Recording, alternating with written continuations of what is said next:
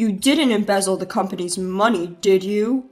Picking up the phone call from my father, the first thing I heard was him yelling, making my ears hurt. At my father's words, I found myself convinced that the time had finally come.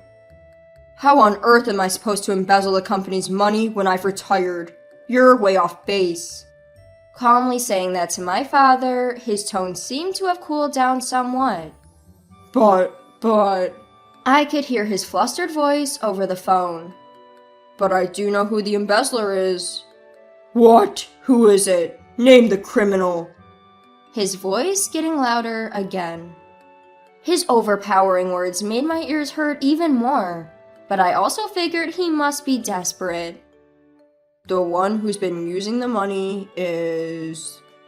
The name of the culprit that I mentioned, my father seemed to be caught off guard. He was completely speechless.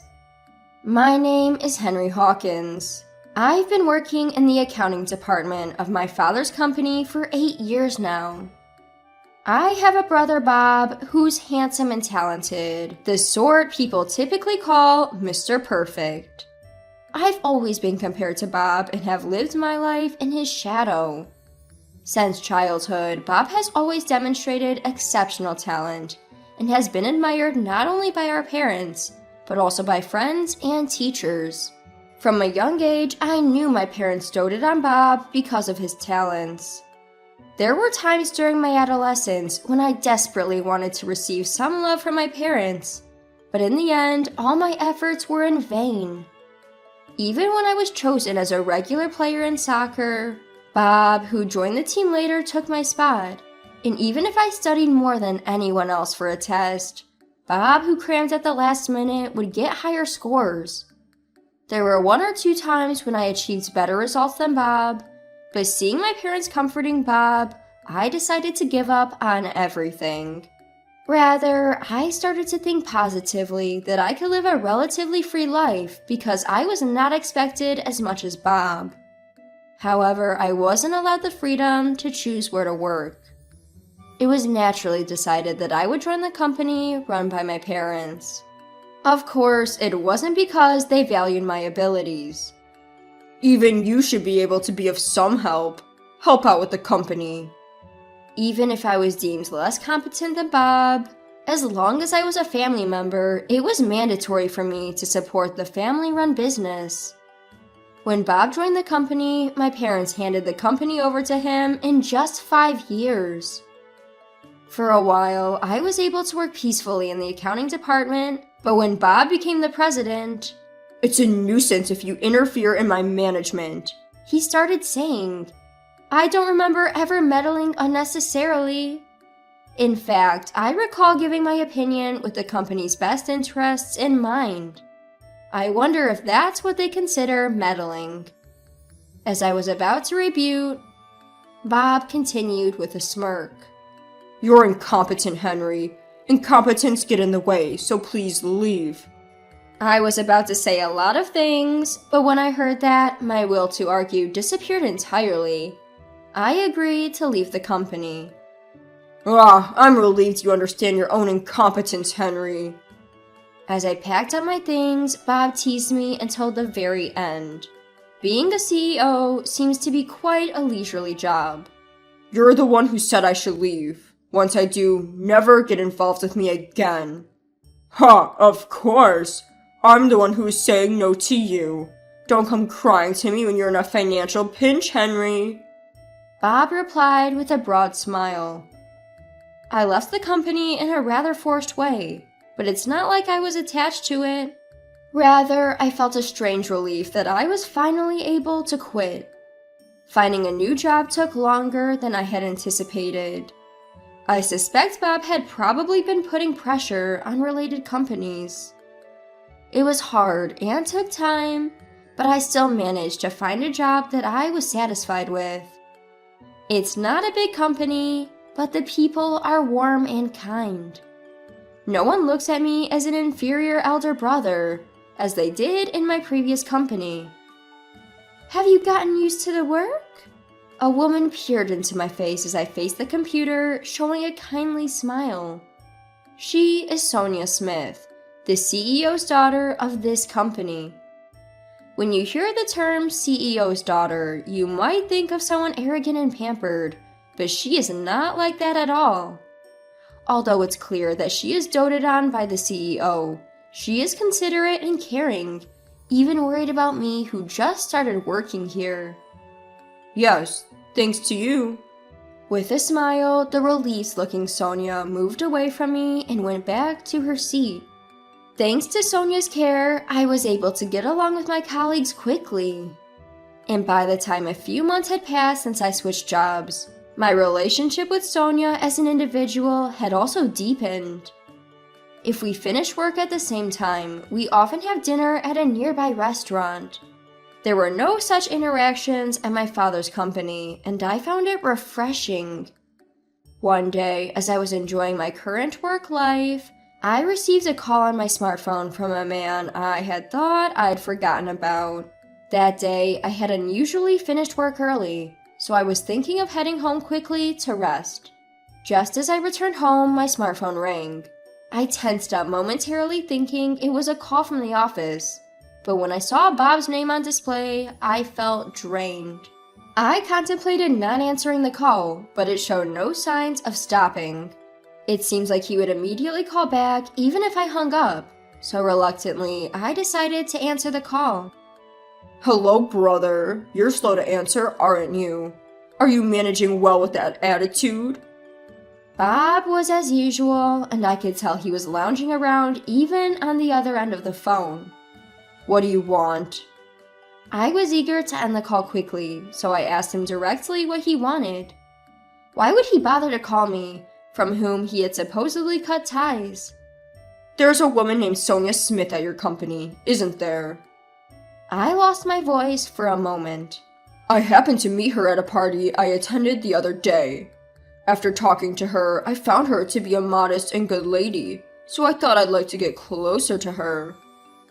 His voice over the phone was pretending to be calm, but he must be smirking disgustingly. I couldn't see it over the phone, but I could easily imagine it. Don't tell me you're asking me to mediate between you two. You're surprisingly perceptive, brother. That's helpful. I felt an impulsive urge to hang up the phone right then. But somehow I held back, took a deep breath, and opened my mouth calmly. Didn't you have a girlfriend who was a daughter of a company president? I remembered that when I was working at another company, at the same time as I helped Bob become president, he was engaged to the daughter of a collaborating company. I hadn't talked to her, but as far as I heard, she seemed to have a personality that suited Bob. As much as Bob was adored, I couldn't believe that his father would approve of him having two girlfriends at the same time. When I asked him this, Bob began to talk in a wary tone. That woman. Her company's in financial trouble. I broke up with her because I don't want her to cause trouble for me. It was a typical story for Bob. Despite being engaged, he cut off the relationship cleanly because she was in financial difficulties, which can be said to a proper understanding of a political marriage in a way, but it was something I absolutely could not cooperate with. Even though we're in the same company, she is the president's daughter. She's not someone I can casually talk to. It's impossible for me to mediate for you. In fact, we met face to face every day, and we even go out to eat several times a week. But if I told Bob this, I could only foresee trouble in the future. So I decided to refuse by making up some excuses. Well, that makes sense. It's impossible for a regular employee like you, bro. It seems like he was satisfied with that. The call ended somehow that day, but after that, I started getting frequent calls from him. Whenever he asked me the same question, he'd say, "You're at the same company after all. You should be able to find some common ground if you try." I denied it, saying that's ridiculous, and I hung up the call this time. I kept getting the same call day after day, so I stopped answering it out of annoyance. And then I started getting calls from my father, not from Bob. I thought I wasn't involved anymore. This isn't about work. You know about this from Bob too. We need you to help deepen the relationship between Miss Smith and Bob. That was something I had wanted to hear from my parents when I was a child. Even though I had yearned for it, it didn't resonate with me now that it was said. I can't do that. If the two of them get married, it will be good for our company and the company where you work. Do you understand that? The only feeling I had while listening to my dad's words was annoyance. I ended the call without saying anything. One day, as the days of receiving calls from Bob and my parents continued, Sonia invited me to have dinner together after work. To be honest, I was thankful for the proposal because I would only feel fed up with the calls from my parents if I was alone.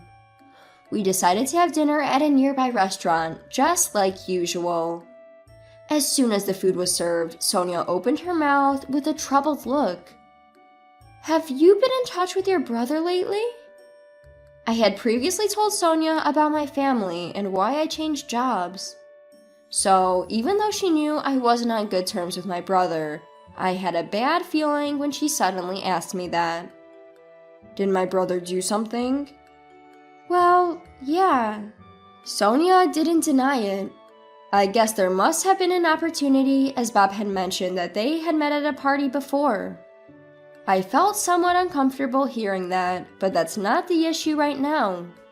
Since he calls me his own brother every day and annoys me, he might be doing something disrespectful to Sonia. As I was worried, Sonia stared intently at my face. What? "You don't look much like brothers, do you?" These words of Sonia bring back memories of my childhood. The younger one is outstanding, but the older brother is not so much. "They don't look like brothers at all. They don't resemble each other." These are words that were repeatedly said by various people. Sure enough, my parents and Bob had been told worse things. An unpleasant memory crossed my mind, but I opened my mouth as if to shake it off. If you're willing to take advice, you should stop hanging out with Bob. I knew it was none of my business, but I felt like I had to say it. Since changing jobs, Sonia had been kind to me. I don't want her to be unhappy. That's what I was thinking when I said it, but surprisingly, Sonia said, "I feel the same way." She smiled wryly and took a sip of water. "I'm not particularly interested in getting close, but my father is worried." "Hey, do you know his secret?" She whispered as if gossiping. I was a little surprised, and then I opened my mouth. "Is it the same story I know?" "Who knows? Probably a different story." She smiled smugly. Several weeks after having dinner with her, I received a call from my father on my phone. There used to be frequent contacts, but recently it's been quiet. Surely he must have been too busy to deal with someone like me. "Hello, Dad. I can't mediate."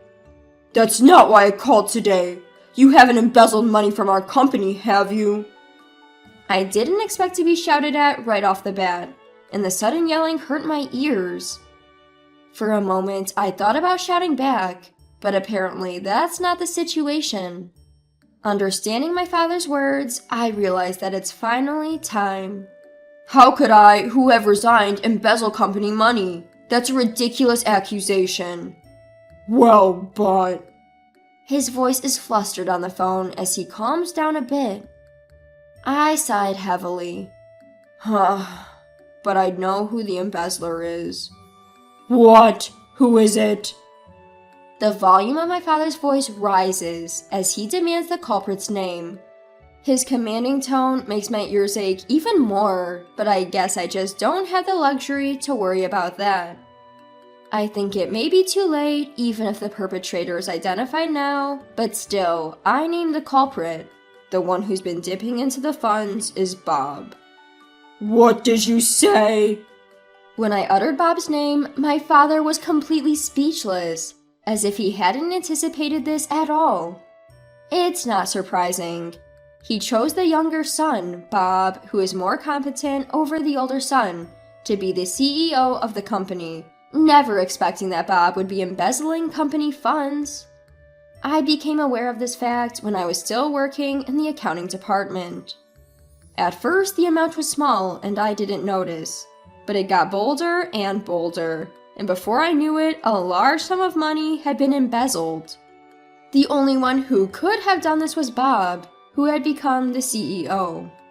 There's no future for the company at this rate. I was thinking it's going to topple soon. Probably Bob has realized that I know about his embezzlement. That's why he made me quit quickly. It might be hard to believe, but if you look at the accounting documents I left, you'll understand immediately. Do you want to see the evidence I have? I promised to sever ties, but I didn't know what's going to happen after I left the company. That's why I kept a copy of the evidence I had collected. My father, who had just uttered the words, "I can't believe it," fell silent at my words. But the story isn't over yet. And the money he embezzled is being used for an affair with some married woman. A married woman? My father's voice, more than surprised, sounded utterly exhausted. This was news to me too. It was found out by the CEO, who loves his daughter and was angry at Bob, who was always around Sonia. Sonia told me about it when we went out for dinner. At this rate, the company's going to go bankrupt. It might be the first time I've heard such a weak voice from my father. I was just silently listening. Can you help me out with some funds? Can you talk to the president of your company for me? If we can form a partnership with the Smith Group, we can turn our company around. My father yelled out as if he had come up with a brilliant idea. In reality, I do think that's the only way to save the company. But facing my father asking for help for the first time over the phone, I felt terribly indifferent. I'm sorry, but I can't. I've already severed ties with you all. What? You? I cut off the phone call before my father could finish his sentence. My father called me many times after that, but I blocked my parents' and Bob's numbers, finally freeing myself from the constraints of my family. It felt even better than I had imagined. In the end, it seems that Bob went bankrupt not long after that. He was left with debts. My parents and Bob, who had treated me as incompetent, are now being chased for repayment. Do you ever worry about your family? Sonia asked me curiously as we ate pasta together after work. Since that incident, I feel that I have gotten even closer to Sonia. Now we're together almost every day. Thinking that I too need to muster up some courage soon, I replied, "No, I'm fine." I'm relieved to hear that. Sonia showed a relieved expression, then smiled. I'm really glad you're nothing like your brother. What do you mean by that? As I stopped to drink some water and asked Sonia, she showed a mischievous grin. It means you're not like him. Realizing that I'm not hurt by her words anymore, I was taken aback. It's a secret. She laughed, looking very happy. Watching Sonia like that, I felt an even stronger desire to spend more time with her. To protect my current company and Sonia, I'll continue to work hard. With that, I made a firm resolve.